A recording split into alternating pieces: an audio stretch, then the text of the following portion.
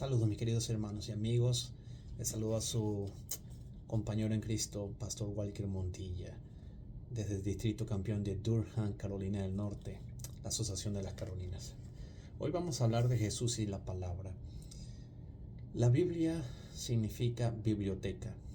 Está compuesta por 66 libros, 39 libros en el Antiguo Testamento y 27 libros en el Nuevo Testamento. La palabra testamento significa pacto o acuerdo. Así que tenemos un libro de 66 libros, el pacto o el acuerdo de Dios con nosotros.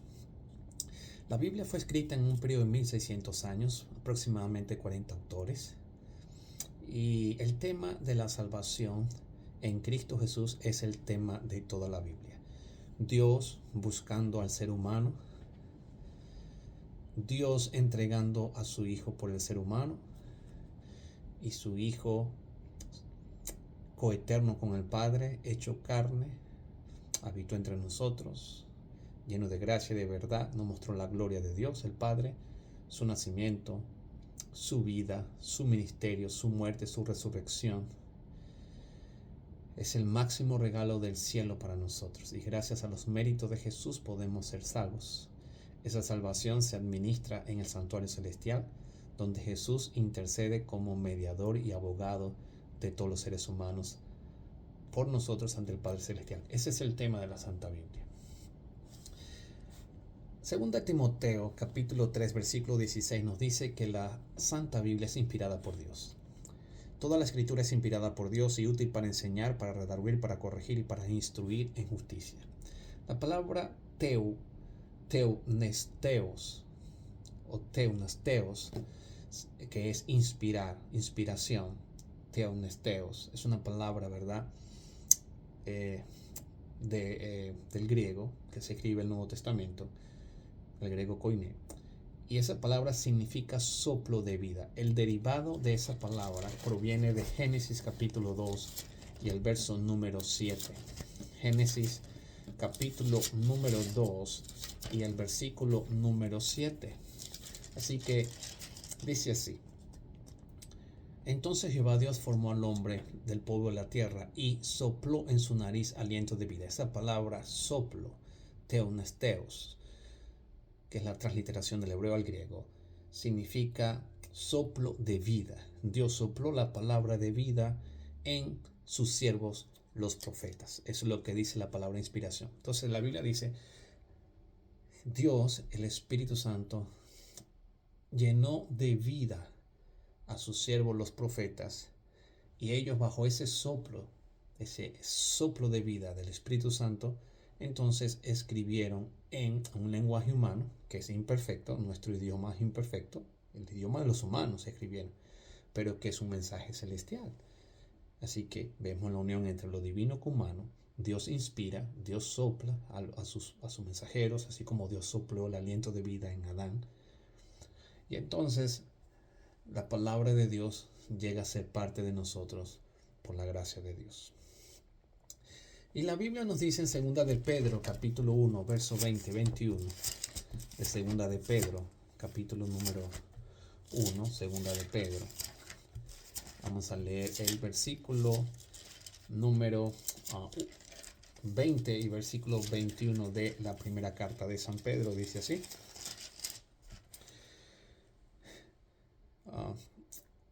segunda carta de Pedro.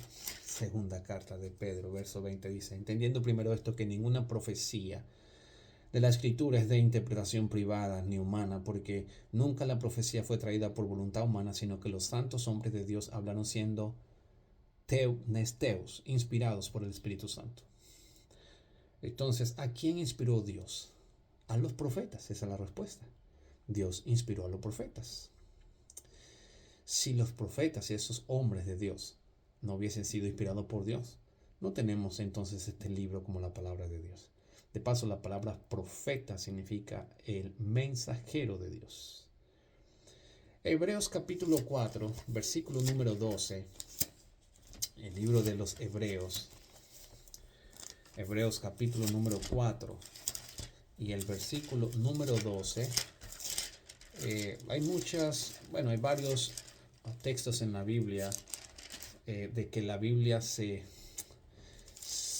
refiere a sí misma, pero vamos a usar esta que está en el estudio Sígueme, de nuestra lección número 2, Hebreos capítulo número 4 y el versículo número 12 dice así: porque la palabra de Dios es viva y eficaz y más cortante de toda espada de dos filos, y penetra hasta partir el alma y el espíritu, las coyunturas y los tuétanos, y disciernen los pensamientos y las intenciones del corazón.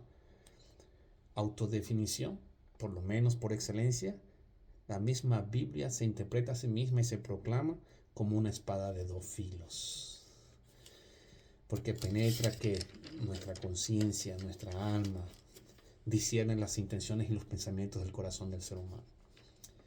Quiero compartir contigo 8 funciones que nos presenta la lección número 2 del estudio Sígueme en la palabra de Dios. Primera función la encontramos en Salmo capítulo 119. Algunas funciones de la Biblia. Nuestro estudio Sígueme comparte por lo menos 8 funciones importantes de las funciones de la palabra de Dios. Primero, Salmo 119, versículo 1 al 4 dice que la Biblia guía el camino, la Biblia muestra el camino para que conozcamos la voluntad de Dios. Bienaventurados los perfectos de camino, los que andan en la ley de Jehová, bienaventurados los que guardan sus testimonios y con todo el corazón le buscan, pues no hacen la iniquidad los que andan en sus caminos.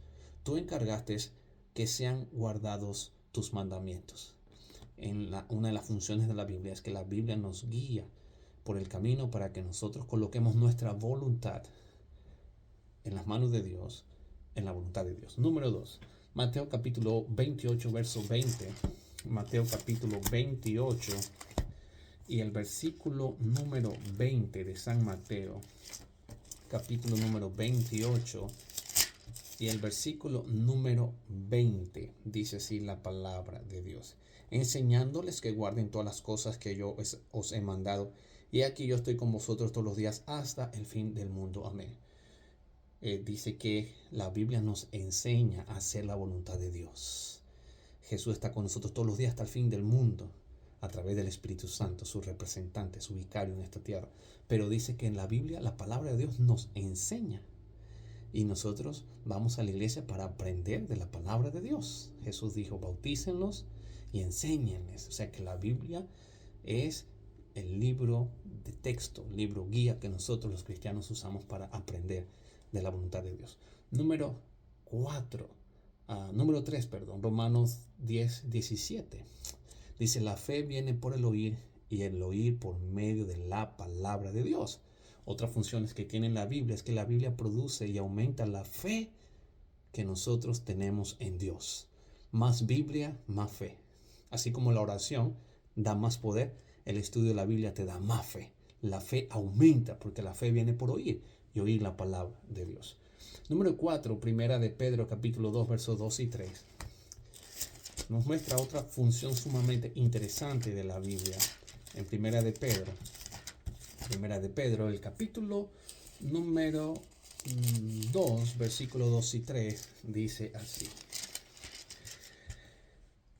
desead como niños recién nacidos la leche espiritual no adulterada, para que por ella crezcáis para salvación. Así que habéis gustado la benignidad del Señor.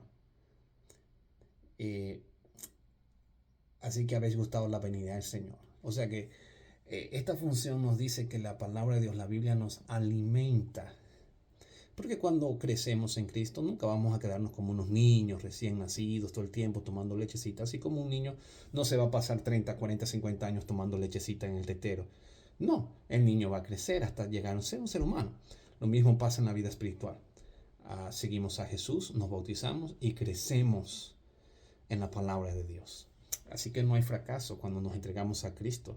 Toda aquella persona que sinceramente se arrepiente y se bautiza no va a fracasar siempre y cuando este libro, la Santa Biblia, lo alimente espiritualmente cada día. Número 5, Salmo 119, 105 dice que la Biblia es la lámpara, la luz. Lámpara es a mis pies tu palabra y lumbrera mi camino. La Biblia nos ilumina el camino. Número 6, 2 Timoteo 3, 16, 17 dice que la Biblia nos instruye y nos corrige. Toda la escritura es inspirada para instruir, corregir, redarguir, a fin de prepararnos para toda buena obra. Entonces que la Biblia nos enseña, nos corrige, nos instruye, nos redarguye. Eso hace la Biblia. Número 7, Salmo 119, versículo 9. Salmo 119 y el versículo número 9 dice la palabra de Dios: ¿con qué limpiará el joven su camino? Con guardar tu palabra. Entonces la Biblia también nos purifica. ¿Por qué nos purifica? Porque va transformando nuestra capacidad de pensar a la manera y al ideal de Dios. Transforma nuestra mente, nos purifica la mente, nuestras emociones, nuestros sentimientos son afectados para bien por el poder de la palabra, porque la palabra nos purifica, nos limpia ese carácter malsano, negativo, peleón, egoísta, nos transforma, nos purifica. Y número 8, Salmo 119, verso número 11, dice: en mi corazón he guardado tus dichos para no pecar contra ti.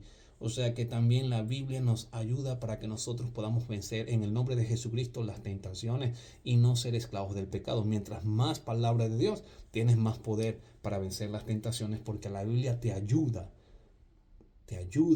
para que tú no seas esclavo del pecado. Esta es la pregunta número 4. ¿Cómo afecta entonces el estudio de la Biblia a tus decisiones? Y la respuesta es: nos afecta para bien. Porque imagínate, si la Biblia te ayuda para vencer las tentaciones, si la Biblia te purifica, si la Biblia te instruye, te corrige, te guía, te ilumina, te ayuda, te da fe, te alimenta, te enseña, te muestra el camino, te va a afectar para bien. Cuando tú tomes decisiones, vas a tomar decisiones cada día mejor, porque tú vas a tener un concepto de vida altruista. Vas a tener un concepto de familia como Dios dice, no como este mundo lo quiere enseñar. Vas a tener un concepto del perdón como Dios ha perdonado. Incluso nos ha perdonado a nosotros. O sea que todo eso te va a instruir, te va a mostrar el camino, te va a enseñar, nos va a dar la fe, nos va a alimentar, nos va a dar poder. Todo eso te va a ayudar para que cuando tomes decisiones para el bien. Número 5. En tu experiencia, ¿cómo te ha ayudado la Biblia a crecer en tu fe y a enfrentar las tentaciones? Cada uno de nosotros tendremos una experiencia. La experiencia espiritual no se transmite, no se hereda. O sea, la experiencia espiritual se vive. Es personal. Yo te puedo ayudar, yo te puedo aconsejar, pero a menos que tú tomes la decisión por ti mismo de alimentarte la palabra de Dios, no vas a tener esa experiencia. Pero si tú deseas escuchar la voluntad de Dios a través de su palabra, comenzarás a tener tu propia experiencia. Por eso Jesús dice en su palabra: cuéntale a los demás lo que yo he hecho contigo. Por testimonio se predica. Lo que tú predicas es la manera como Dios te salvó, cómo Dios te sacó de la profundidad de las tinieblas y cómo Dios ahora te usa. No que tú eres perfecto, pero tú eres una persona que tu carácter está siendo transformado y cambiado cada día, porque tú cada día te alimentas la palabra de Dios. Y ese es el ideal de Dios, que nosotros contemos testimonio. No podemos dejar de contar y decir lo que hemos visto y oído acerca del Hijo de Dios. ¿Qué ejemplo nos dio Jesucristo con la palabra? Vamos a Lucas capítulo 2, versículo número 46. Dice así la palabra de Dios. Lucas capítulo 2 y el versículo número 46. Lucas 2:46 dice: y aconteció que 3 días después le hallaron en el templo, sentado en medio de los doctores de la ley, oyéndoles y preguntándoles. Jesús nos dio ejemplo de asistir al templo. ¿Para qué? Para estudiar y compartir la palabra desde pequeño. Dice la palabra de Dios que lo llevaron al templo y José y María se fueron pensando que Jesús estaba en la multitud, pero Jesús se había quedado en el templo. ¿Y qué hacía en el templo? Hablar de la palabra de Dios. El ejemplo de Jesús fue estudiar la palabra de Dios y compartir la palabra de Dios, asistir al templo, a la sinagoga, para escuchar y compartir la palabra de Dios. ¿Qué vemos en Mateo capítulo 4? Mateo capítulo número 4, versículo número 4. Él respondió y dijo: escrito está, no solo de pan vivirá el hombre, sino de toda palabra que sale de la boca de Dios. Para Jesucristo, la palabra de Dios era su prioridad. Para Jesucristo, la palabra de Dios era la voz de Dios, su Padre, hablándole a su conciencia. Versículo número 7. Jesús le dijo, escrito está también, no tentarás al Señor tu Dios. Como dice Salmo, en mi corazón he guardado tus dichos para no pecar contra ti. O sea, Jesús sabía que la mejor respuesta para que el diablo, darle al diablo la medicina contra la presunción, que es la falsificación de la fe, es decir, escrito está. Está escrito en la palabra de Dios. O sea, si en la palabra de Dios está escrito que voy a amar a Dios con todo mi corazón, con toda mi alma, con toda mi fuerza, entonces ¿para qué voy a dudar de que yo soy hijo de Dios? ¿Y para qué yo voy entonces a pensar que yo necesito satisfacer mi hambre, justificando entonces que yo no dependo de Dios? No, yo dependo de mi Padre, así que yo estoy sujeto a mi Padre. Yo no estoy usando mis poderes divinos para mí mismo. Los voy a usar para sanar, para salvar, para resucitar muertos, para devolver la vista al ciego, para restaurar matrimonio, para sanar leprosos, para sanar enfermedades. Pero yo no voy a usar el poder que obra, que está inherente en mí, para que yo justifique mi falta de fe en mi Padre Celestial. Y escrito está, en mi corazón he guardado tus dichos para no pecar contra ti.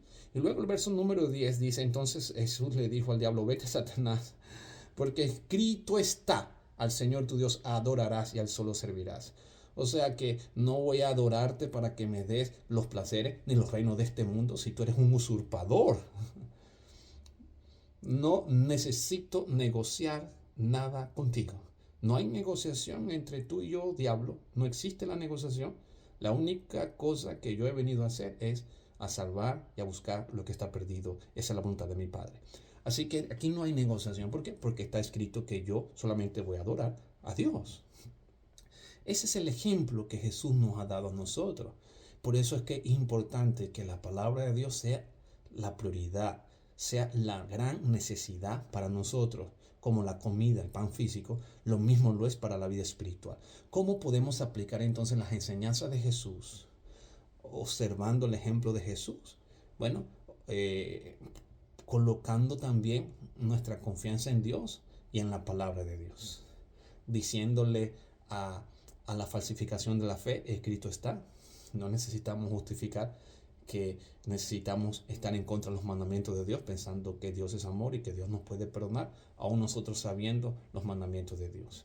Número 2, no necesitamos nosotros decirle al diablo, te voy a adorar y dame los reinos de este mundo. Tampoco le vamos a caer en las negociaciones del diablo. Él es un usurpador. Y tampoco vamos a caer en la duda de que Dios no está con nosotros, de que Dios nos abandonó, de que si somos perdonados, que si no somos perdonados, que si nos vamos a salvar, que si no nos vamos a salvar, porque ya Dios lo dijo.